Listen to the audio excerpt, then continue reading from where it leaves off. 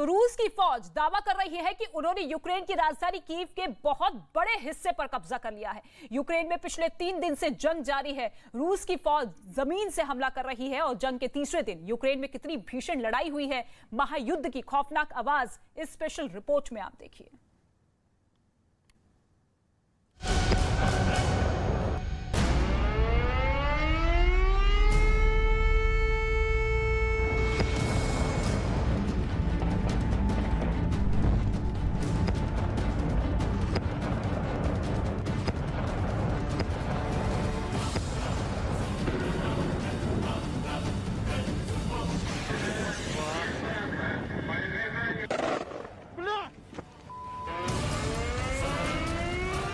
महायुद्ध की आवाज सुनिए।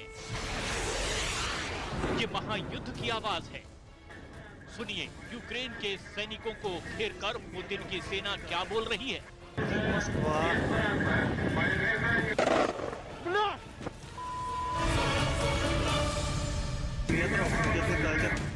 ये रूस की नौसेना के हमले से पहले वाली धमकी है।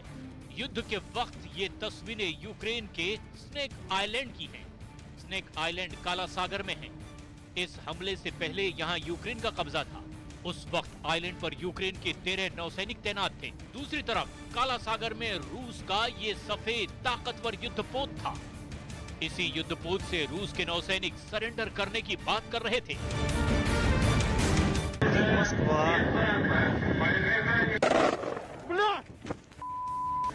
सुना आपने?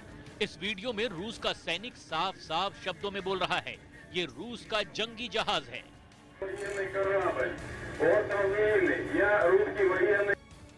और इसके बाद रूस का सैनिक यूक्रेन की सेना से सरेंडर करने को कहता है। सरेंडर की चेतावनी के बाद रूस का ये सैनिक बम धमाके और खून खराबे का खौफ भी दिखाता है।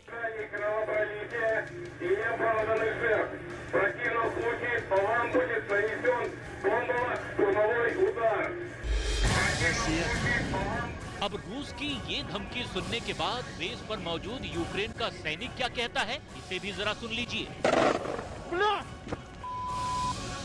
हमले के वक्त की आवाज और तस्वीरों को एक साथ देखने पर लगता है यूक्रेन का सैनिक अपने साथी सैनिक से ये बोल रहा है।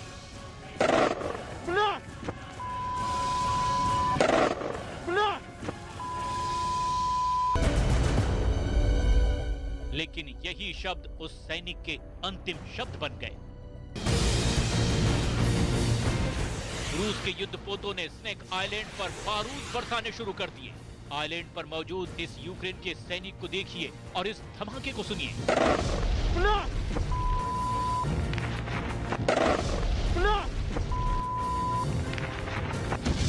रूस के हमले में स्नेक आइलैंड पर मौजूद यूक्रेन के सभी 13 सैनिकों की जान चली गई।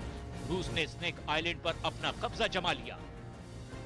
तस्वीरों में साफ साफ दिख रहा है, सामने समंदर में रूस का युद्धपोत खड़ा था।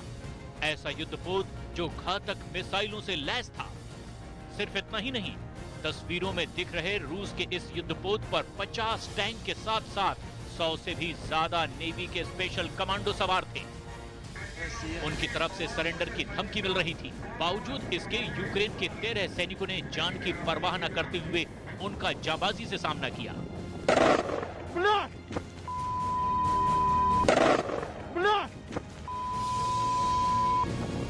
जान दे दी लेकिन हथियार नहीं डाले।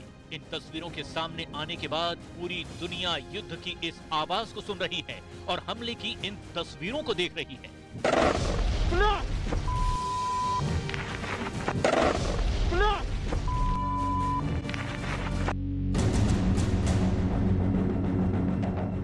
यूक्रेन के राष्ट्रपति व्लादिमीर जेलेंस्की ने अपने सैनिकों की शहादत को सलाम करते हुए ऐलान किया है कि सभी 13 सैनिकों को यूक्रेन के हीरो के खिताब से नवाजा जाएगा। इस लड़ाई के बाद रूस ने यूक्रेन के जिस स्नेक आइलैंड पर कब्जा किया है वो 18 हेक्टेयर में फैला है। यह आइलैंड उत्तर पश्चिमी काला सागर में मौजूद है। यूक्रेन की मुख्य भूमि से स्नेक आइलैंड की दूरी 48 किलोमीटर है। वहीं रूस के कब्जे वाले क्राइमिया से स्नेक आइलैंड 300 किलोमीटर दूर है।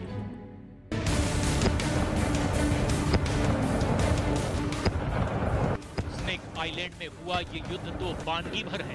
ठीक इसी तरह यूक्रेन की सेना झुकने को तैयार नहीं है और रूस की सेना हमला करने से रुकने को तैयार नहीं है। यूक्रेन में उत्तर से लेकर दक्षिण तक, पूरब से लेकर पश्चिम तक धमाकों की गूंज सुनाई दे रही है। तो आपने देखा कि किस तरीके से खौफनाक मंजर इस वक्त